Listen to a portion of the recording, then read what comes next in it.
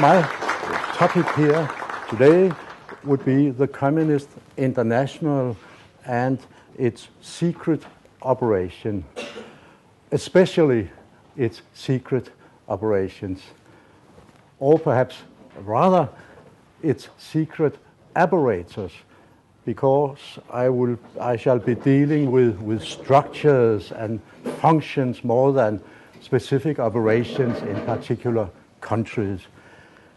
Anyway, the key words here today will be communism and secrecy, or perhaps secrecy and communism.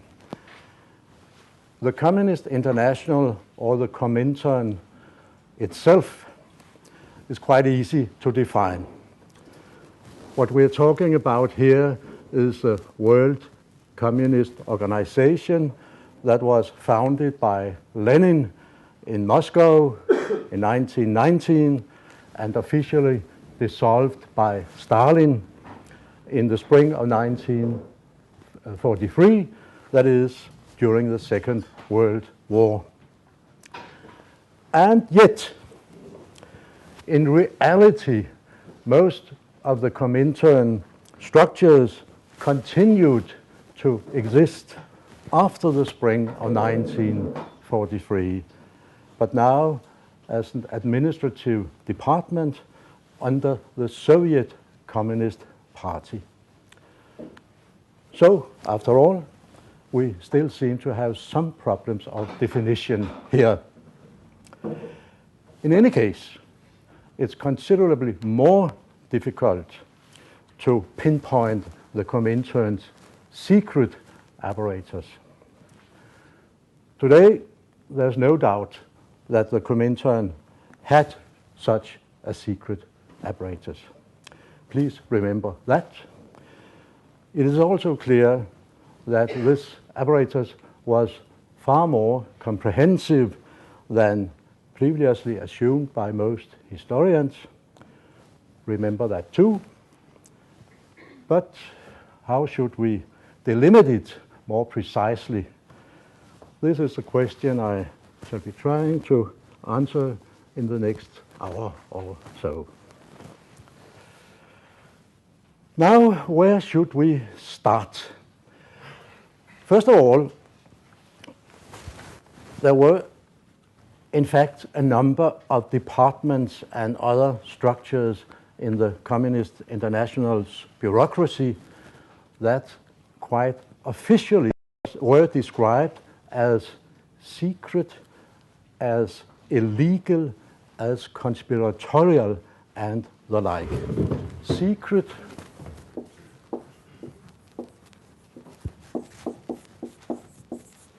illegal, conspiratorial. So far, it seems to be simple enough, but you have to bear in mind that the words illegal and conspiratorial were in no way negative or pejorative words, as one might be led to assume, but absolutely positive labels in the special communist context. However, this is certainly not the full story. We also have to include the so-called special organs. Special.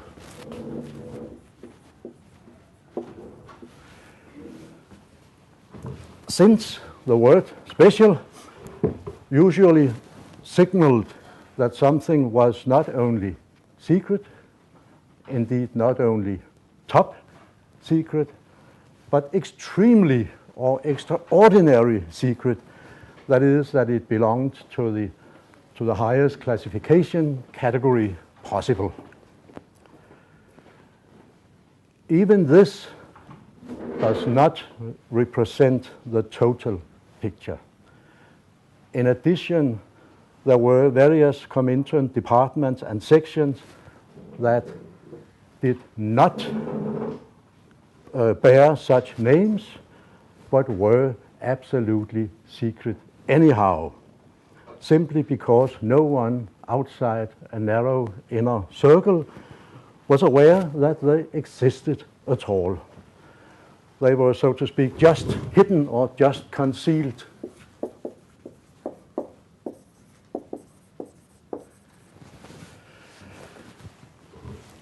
Furthermore, there were certain departments whose very existence was undoubtedly known to a number of people not in the inner circle, but whose specific activities were nevertheless shrouded in mystery.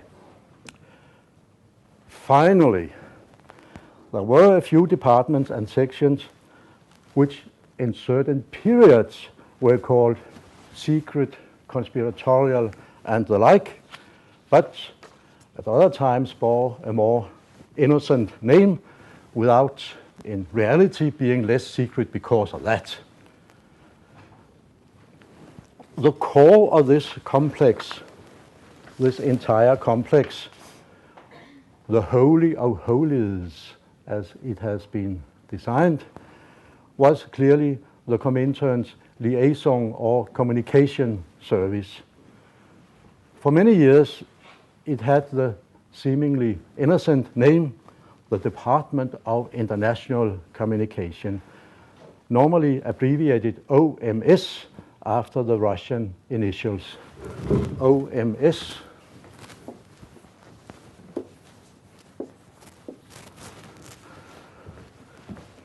Among friends called OMS.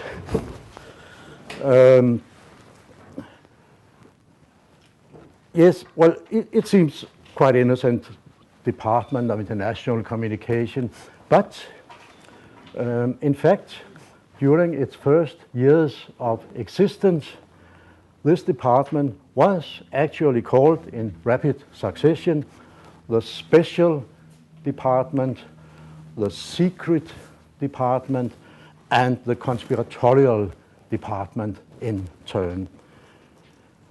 And in spite of the change to OMS, which took place in 1921, this department continued to the very end to be covered by a more or less impenetrable veil of secrecy. In the course of time, this veil has been partly lifted. So what was it, in fact, that went on here in the OMS department? First of all, this special, secret, conspiratorial Department of Clandestine Communication was responsible right from the outset for the transfer of money and other valuables, including gold and precious stones, from Moscow to the individual communist parties abroad. But the OMS also had the task of forwarding all sorts of secret directives, orders, instructions, propaganda materials, communication equipment, weapons, ammunition, and explosives to the individual communist parties. The traffic in the opposite direction, that is from abroad to Moscow, consisted chiefly of various kinds of confidential intelligence concerning not only the capitalist enemy, but also the internal affairs of the foreign communist parties themselves. In order to carry out all these functions, the OMS maintained a comprehensive courier service, a code section, an intelligence section, a propaganda section, a radio station, a radio school, and various laboratories for things like photographic techniques and the production of false passports and other identity papers.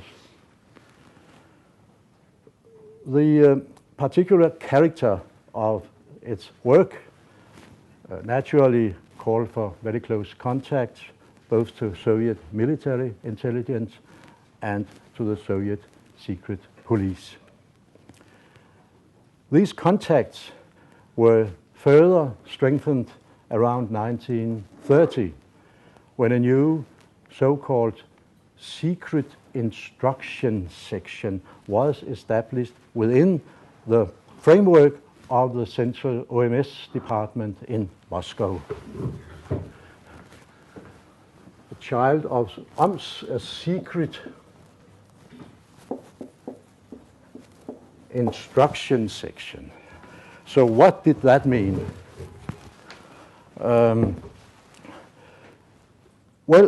shortly afterwards, this new section developed into a separate special department. Special, note the word, special department.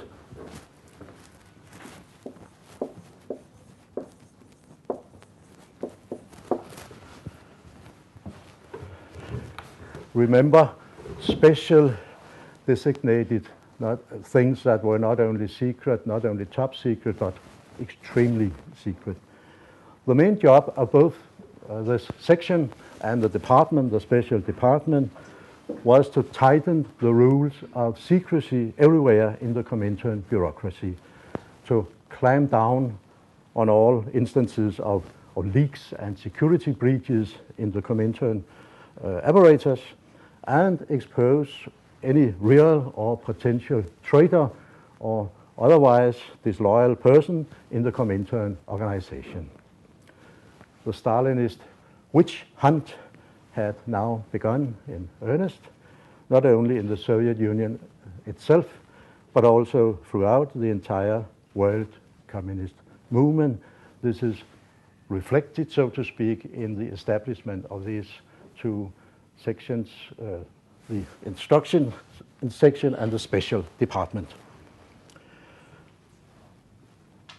As early as in 1932, the work previously carried out by these sections was partly taken over by a so-called cadre department.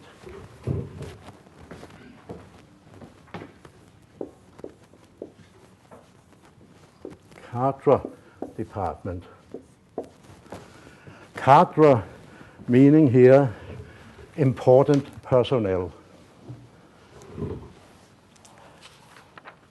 The main task of this new department was to accumulate biographical information about all leading communists, both in the Comintern headquarters in Moscow and abroad, with the aim of detecting black spots in their careers and political viewpoints.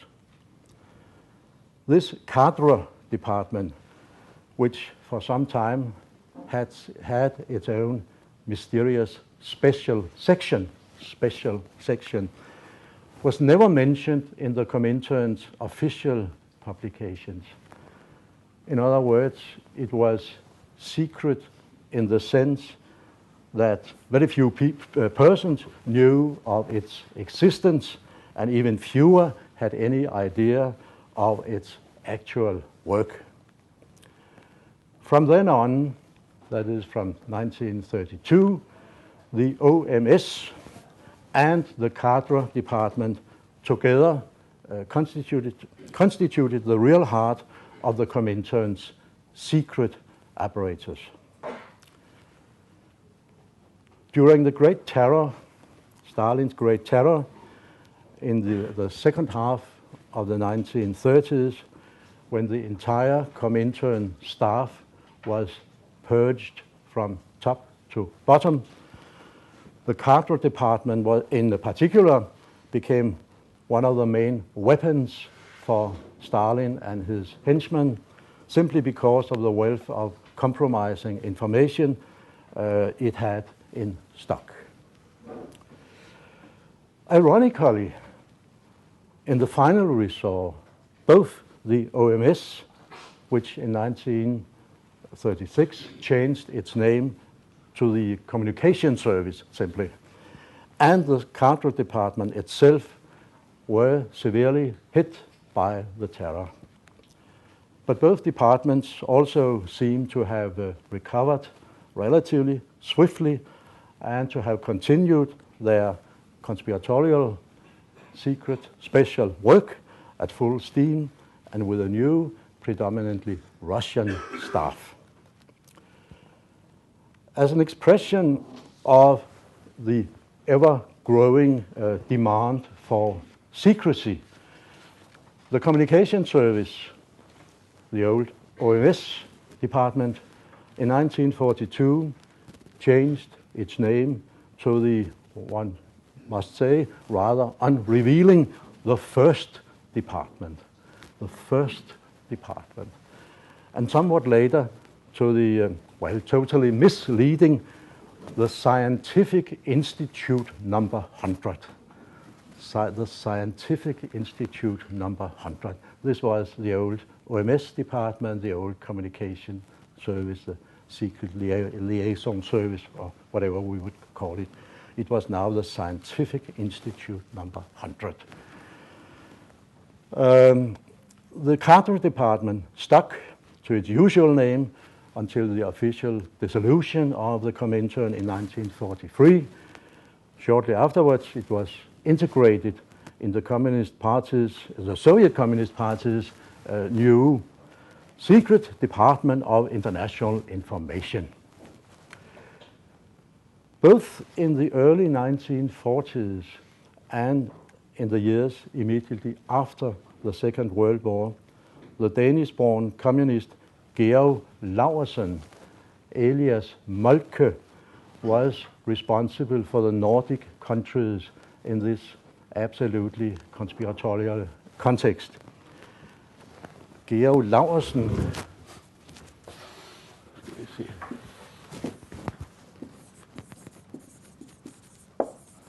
and his alias was Moltke. He was, in other words, sitting in the Carter Department and its successors in Moscow, during his tenure here, he from time to time expressed himself in highly critical terms about conditions and personalities in the Danish and the Norwegian parties.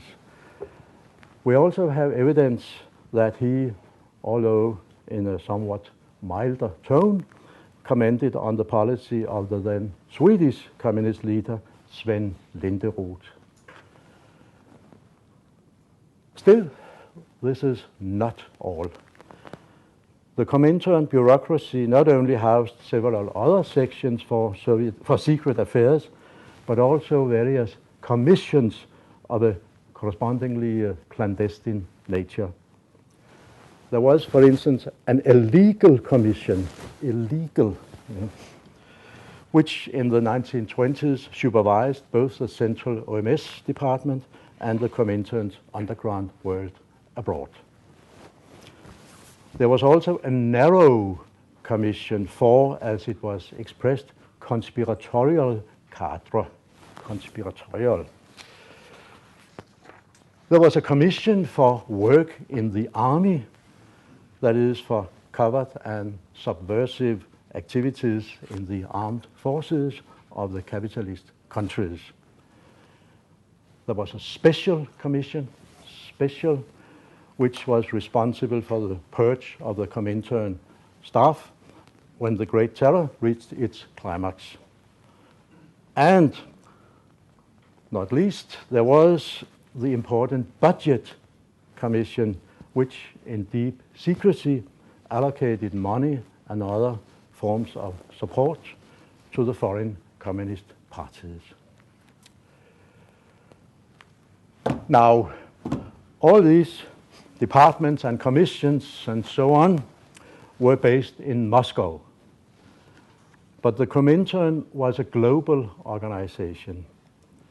A large part of its secret and conspiratorial work, therefore, was carried out in other countries. Of special importance here was the numerous so-called contact points which the OMS, in the course of time, established in cities like Berlin, Hamburg, Vienna, Riga, Tallinn, London, Amsterdam, Brussels, Paris, Prague, Zagreb, Madrid, Athens, Istanbul, New York, Sao Paulo, Tehran, Shanghai, Hong Kong, and Singapore. Plus in Oslo, Stockholm, and Copenhagen. These contact points, where have we something we could, yes, yeah.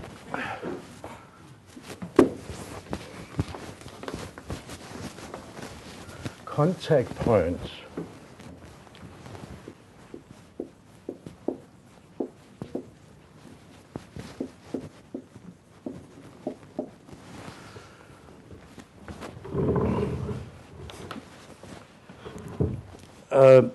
They operated underground from a variety of conspiratorial apartments, as they were actually called.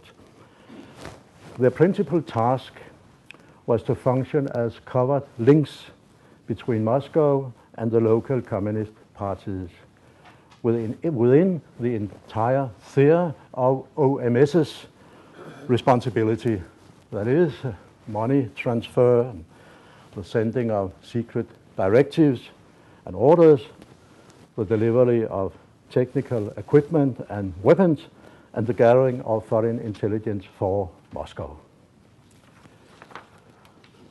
This worldwide system rested on two pillars. First, on a large and ever-growing courier service, or to put it a bit more precisely perhaps, on a network of agents of many different nationalities traveling under false names from country to country with coded letters and other confidential materials. Second, on an increasingly intensive exchange of coded radio messages. Since the local contact point, for instance in Copenhagen or Stockholm, carried out all encoding and decoding work on foreign soil, this contact point was also able to scrutinize and control the local Communist Party.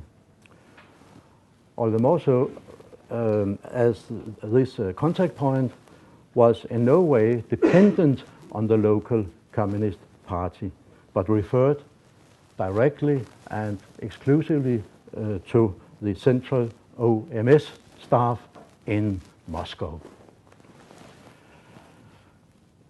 It may come as a surprise, but the secret OMS points in Stockholm and Copenhagen were actually of considerable importance to the functioning of the total system. In the mid-1930s, the activities of the Danish contact point, for all practical purposes, matched the work carried out in similar context in London and New York. This was certainly not because the Kremlin was especially impressed by the Danish Communist Party. The explanation was mainly to be found in the fact that the Copenhagen OMS point also served Moscow's secret work, or secret links rather, to, for instance, the illegal Estonian Communist Party and the illegal Polish Communist Party, and to various underground organs, such as the so-called West European Bureau that had been moved by the Comintern from Germany to Denmark after the Nazi takeover in 1933. The OMS point in Copenhagen seemed to have had its main address in the communist-dominated so-called interclub for seamen. To judge from the existing evidence, the daily management was in the hands of the Comintern agents Kuddel, Wilhelm, Günther, and Paul, who most likely were all Germans or other foreign citizens, while the Danish top communist Arne Munk Petersen and Richard Jensen had some sort of general responsibility for their party's connection to the OMS contact point. Several of the most important contact points throughout the world were in fact run by Germans or Russians. For instance, in Vienna, or to mention just another, probably quite typical example, in 1932, the head of the secret OMS point in Berlin since 1929, the Russian Solomon Michelson Manilov, moved on to a similar job in New York City. But the global web of secrecy stretched out much further. The Comintern not only ran a number of front organizations, bureaux, and so on, which partly or in their entirety carried out underground work in various capitalist countries.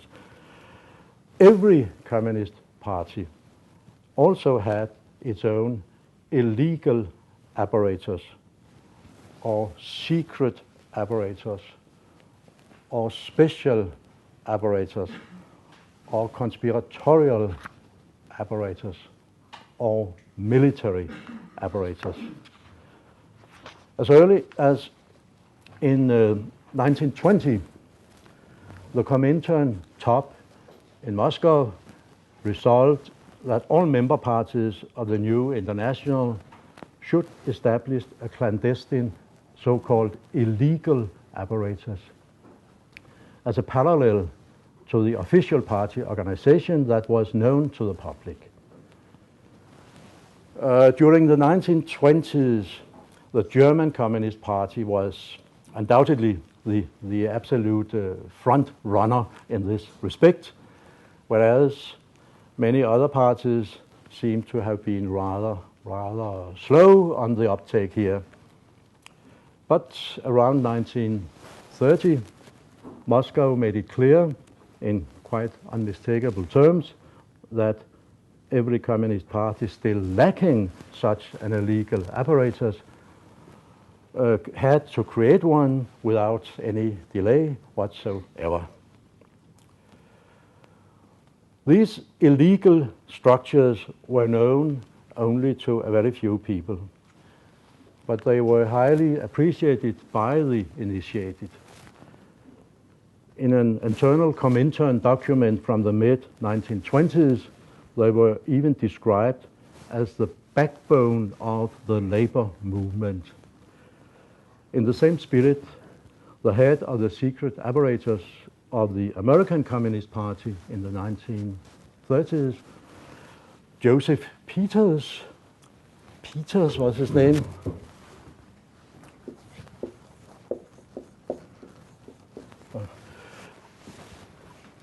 I guess nobody have heard about him before.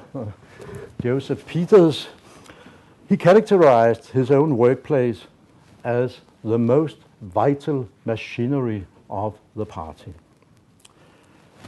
On another occasion, he explained that the party, the Communist Party, was like a submarine, the open party, that seen by the public and most members was comparable to the periscope.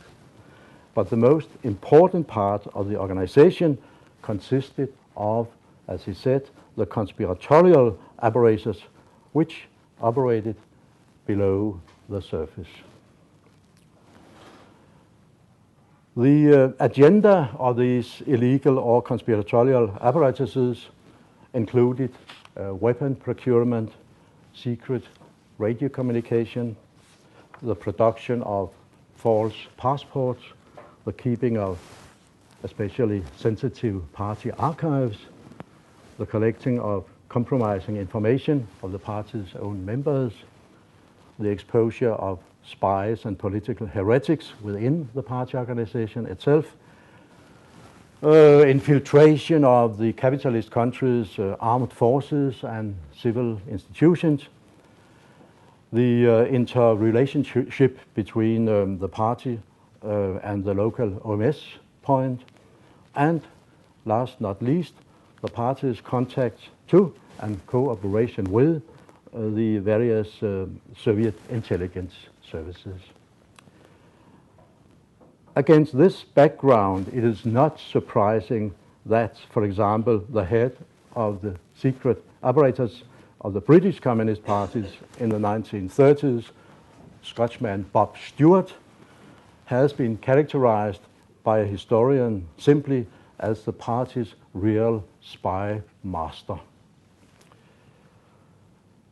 Today, it would be quite meaningless to try to deny that the Comintern, the OMS network, the individual communist parties, and the various Soviet intelligence services were mixed together in a variety of ways all over the globe. This basic pattern can be illustrated by an episode in Copenhagen in the spring of 1935. At that time, the Danish police arrested 3 mysterious foreigners who seemed to be involved in some sort of intelligence operation.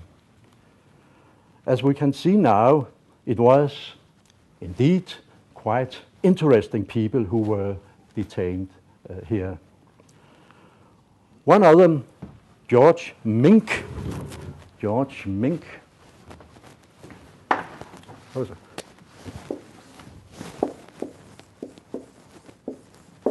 George Mink was a prominent American trade union activist who had close contacts not only to the American Communist Party's secret apparatus and to the underground work of the Comintern-controlled International Union of Seamen and Harbor Workers, but also to Soviet military intelligence. The next man to be arrested in Copenhagen was an American lawyer by the name of Leon Josephson. Josephson.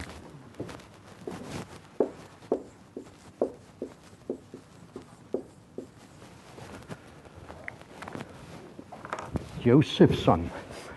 He was a similar way connected both to the secret apparatus of the Communist Party of the United States and to Soviet intelligence, and seems to have played an especially impressive role when it came to the production of false passports. The third man had entered Denmark under the cover name of Nicholas Sherman, but his real name was Alexander Petrovich Ulanovsky. In other words, he was actually a Russian and not an American. Ulanovsky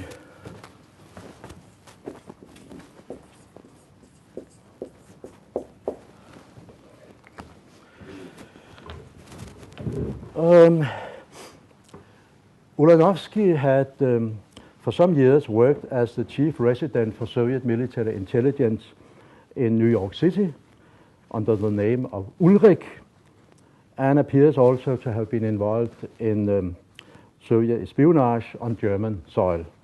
In 1935, he had the job of military intelligence resident in Copenhagen. His main task being here to channel secret information collected by Soviet spies from Germany to the USSR via Denmark. The arrest of these 3 men, Mink, Josephson, and Ulanovsky, caused considerable alarm in Moscow. Thus, in the following weeks and months, the OMS headquarters in the Soviet capital sent a series of encrypted, coded radio messages to the contact point in Copenhagen, insisting that the local staff here both provide further information and find a reliable lawyer to assist the unfortunate Troika. It appears from these secret radio messages that the Danish Communist Party, DKP, was also consulted in this context, and that the prominent party member Richard Jensen, who, according to his own testimony many years later, was the party's so-called M-man in charge of military work and apparat work, that he assisted the OMS point in Copenhagen in various ways. Seen through communist eyes, this case was extremely serious. Moscow simply feared that the three men would be extradited to Nazi Germany. Not surprisingly, the sense of alarm also gripped other Soviet authorities. Thus, at a quite early stage, the Soviet defense minister at that time, Kliment Voroshilov, sent a detailed and rather critical report about the work of the Soviet agents in Copenhagen directly to Stalin himself. In the short run, this resulted in the sacking of the then chief of Soviet military intelligence, Jan Berzin. A few years later, Berzin was arrested and shot. The fate of the prominent spy trio in Copenhagen was less harsh, one must say.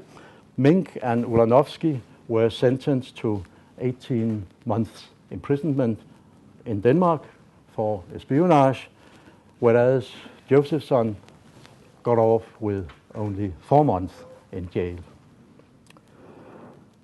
However, this case also seems to have certain repercussions in Great Britain. In May 1935, the OMS agent West, as he was called, in London, learned that a person had been arrested in Copenhagen for espionage. He also learned that this person subsequently referred to the wife of the prominent British communist George Hardy, and that the very same Mrs. Hardy had for some time been assisting a comrade called Alex, also from Copenhagen, in establishing a secret radio point for special tasks. Being extremely worried about this apparent disclosure, West at once reported to the OMS staff in Moscow. From here, an encrypted telegram was immediately sent to the OMS point in Copenhagen. Moscow wanted to know whether George Hardy's wife knew, as it was expressed, any of your people, whether Alex had any specific knowledge of Mrs. Hardy, and what Alex was actually doing at the moment. According to the very swift answer from Copenhagen to Moscow, however, the Danish OMS point had no information at all about Mrs. Hardy and this mysterious Alex. This answer triggered off a secret radio message from Moscow to West in London, telling him that there was no connection between the two persons mentioned here and our people. This may well be correct, at least in a purely formal sense. The existing evidence indicates that Mrs. Hardy as opposed to her husband, did not work directly for the Comintern apparatus, but for the intelligence service under the Soviet secret police. Quite apart from the fact that she also had a job at the Soviet embassy in London, and for some time even functioned as secretary to Ambassador Jan Maisky. The various communist intelligence and communication services were undoubtedly woven into each other, but this did not mean that the individuals were entitled to know more than it was necessary for them to know in order to carry out their functions. Or to put it more directly, according to the all-embracing need to know principle, even leading OMS agents like West had no right whatsoever to be informed of Mrs. Hardy's work in the other contexts. Also, the London case, however, shows quite clearly that prominent foreign communists and representatives of the various Soviet intelligence services more often than not worked hand in hand. And this is and remains the crucial point here. Why? Well, because this more than anything else seems to have characterized the secret apparatus of the Communist International. Here, I think, the results of modern research rest on a quite solid foundation.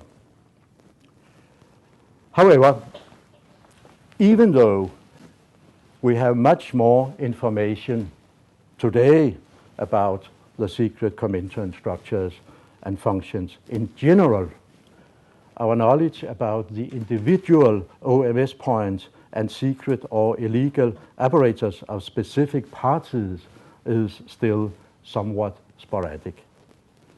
The picture is relatively clear as far as some countries and communist parties are concerned, and much more blurred when it comes to other parts of the world.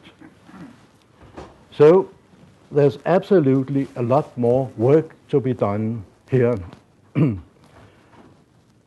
Let me conclude by recommending that historians from all over the globe join in a common effort to analyze this topic from a comparative point of view. Of course, there were considerable differences between the various secret structures.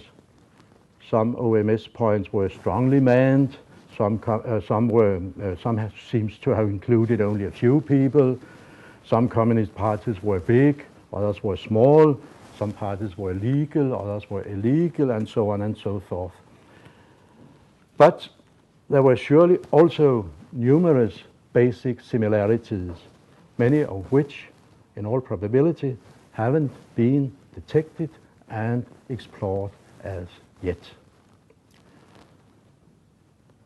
To my opinion, this calls for a two-pronged strategy. The first task must consist of piecing together the already existing evidence from all countries and parties involved and relating these pieces to each other. This will provide us with a picture of the total potential, so to speak, of the Comintern's secret apparatus on a global scale. The second task will be somewhat different insofar as we should now concentrate on the individual OMS points and secret apparatus of particular parties one by one.